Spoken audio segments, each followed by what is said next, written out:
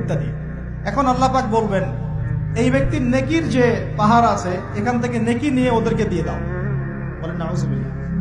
নেকি আস্তে আস্তে ট্রান্সফার হবে। এই যে আমরা যে ব্লুটুথ শেয়ার ইট, মনে আছে ব্লুটুথ শেয়ার ইট পাস হয় যেভাবে, আল্লাহ পাকের প্রযুক্তি হবে আরো অনেক অনেক উন্নত, মুহূর্তের মধ্যেই নেকি ট্রান্সফার হয়ে যাচ্ছে।